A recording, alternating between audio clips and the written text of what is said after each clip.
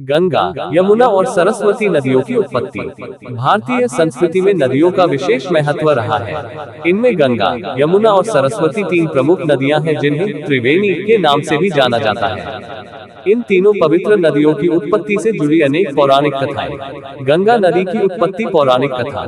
हिंदू पौराणिक कथाओं के अनुसार गंगा नदी की उत्पत्ति भगवान विष्णु के पैर के अंगूठे से हुई थी। आरंभ में गंगा स्वर्ग में रहती थी और उन्हें आकाशगंगा कहा जाता था।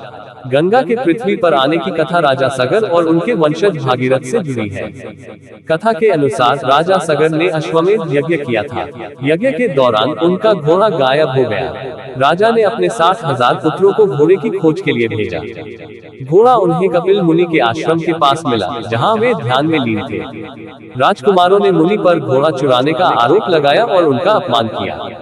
इससे क्रोधित होकर कपिल मुनि ने सभी राजकुमारों को भस्म कर दिया।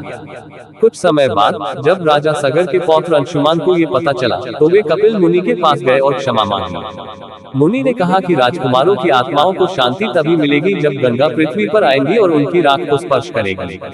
अंशुमान और उनके वंशजों ने गंगा को पृथ्वी पर लाने के लिए तपस्या की, लेकिन सफलता नहीं मिली। अंततः राजा सगर के प्रपौत्र भागीरथ ने हजारों वर्षों तक कठोर तपस्या की।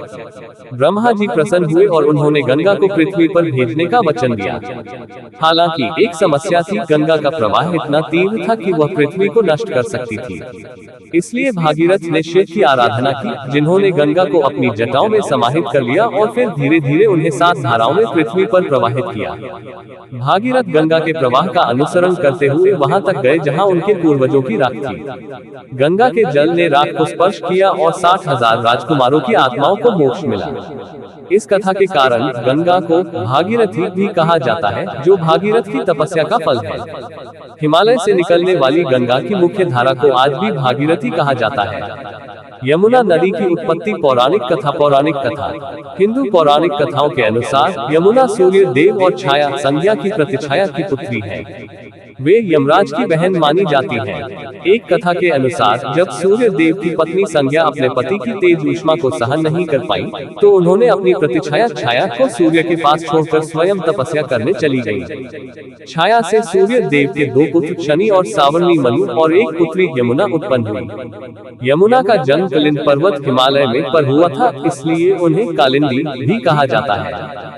यमुना का भगवान कृष्ण से विशेष संबंध रहा है। कृष्ण ने अपना बचपन यमुना के तट पर वृंदावन में बिताया था। वहीं उन्होंने कालिए नाग का दमन किया था और गोपियों के साथ रास रचाया था। एक अन्य कथा के अनुसार जब भगवान कृष्ण ने यमुना पार की, तो उन्होंने यमुना से कहा कि वह उन्हें रास्ता दे। यमुना ने मना कर दिया। तब कृष्ण ने अपनी बांसुरी बजाई और यमुना मंत्रमुग्ध होकर 2 भागों में बंट गई, जिससे कृष्ण आसानी से पार निकल गए। सरस्वती नदी की उत्पत्ति। पौराणिक कथा। हिंदू पौराणिक कथाओं के अनुसार सरस्वती नदी और देवी सरस्वती दोनों ब्रह्मा की मानसिक कन्या मानी जाती है। एक कथा के अनुसार जब ब्रह्मा जी सृष्टि की रचना कर रहे थे, तब उनके मन में ज्ञान, कला, संगीत और सृजन का भाव उत्पन्न हुआ और उससे देवी सरस्वती का प्रादुर्भाव हुआ।